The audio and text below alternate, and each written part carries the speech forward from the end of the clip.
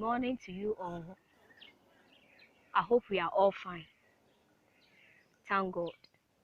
Oh, I'm also fine. Okay, it's a new day and we are going to begin a new topic. We are going to talk about morpheme in today's English class. Morpheme. Who has heard about this word before? Anyone? Okay. By the end of today's lesson,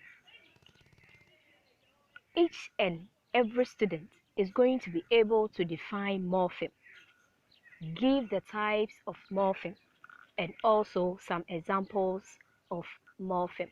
I hope that is clear. Okay, to begin with, we are going to look at the definition for morpheme since it's a new word for all of us. Morpheme is simply defined as the basic or the smallest grammatical unit of language. The smallest grammatical unit in language. Sorry. This means that a morpheme is the minimal or the smallest divisible meaningful unit. If we say something is divisible, it means it can be divided into what? Subsections. When we say something is divisible, it's a simple. It can be what? Divided. So we say morpheme is what? Divisible. Let's look at some examples of morpheme.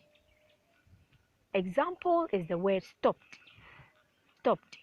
In this word, we have two morphemes. We have stop and then ed. This composed of two morphemes. We have stop plus the past tense marker ed. Let's look at another example. Another example is walked. Walked, all of you? Good. In walk two, we have two morphemes. It is divisible. We have walk and then the past tense marker ed. I hope that is clear. I hope we all now have the definition for morpheme. Very good. We proceed. We have types of morphemes. Basically, we have two types of morphemes. Basically, we have what?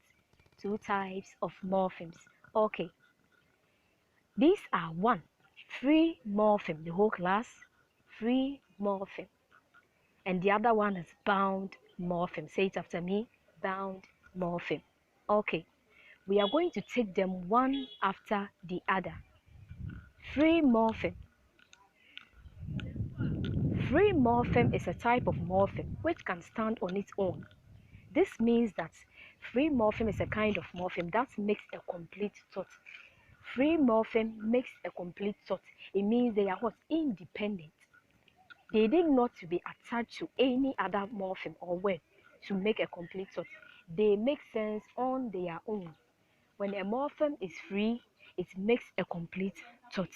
Let's look at some examples. We have come, teach, walk.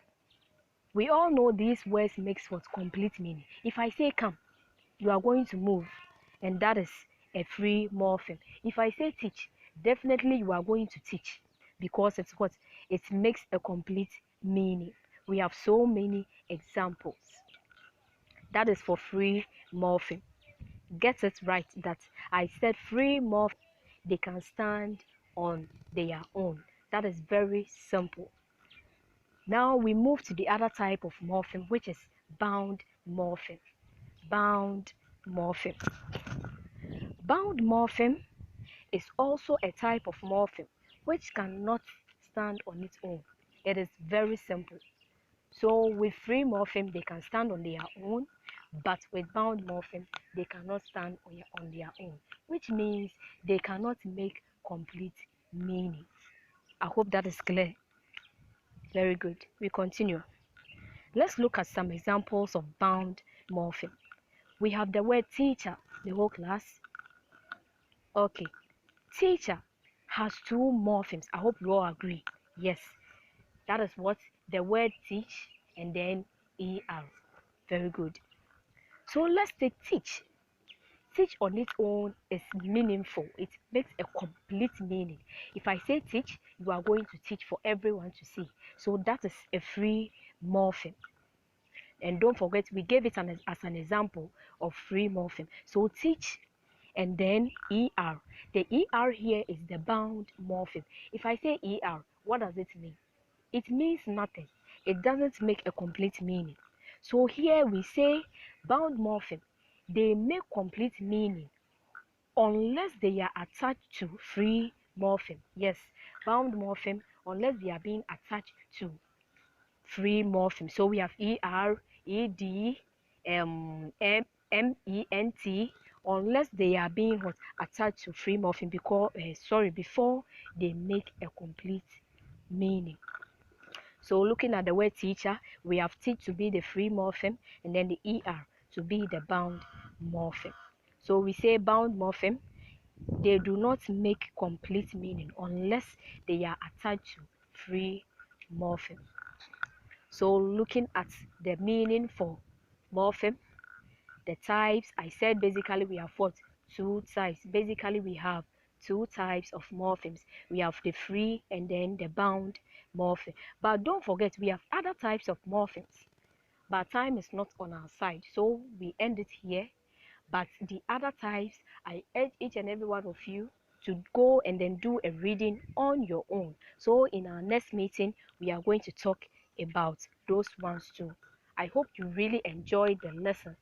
This moment, if anyone is with a suggestion, a contribution, or a question, we bring it out so that we solve it. Yes, anyone with a question, a contribution, or a suggestion? Yes. Okay. Silent means what? Concern. So with a smile on your face, I hope everyone is clear with today's lesson. So in our next meeting, we do a discussion on your reading. Nice to meet you this morning. Here ends our lesson today. Have a nice day. Bye-bye.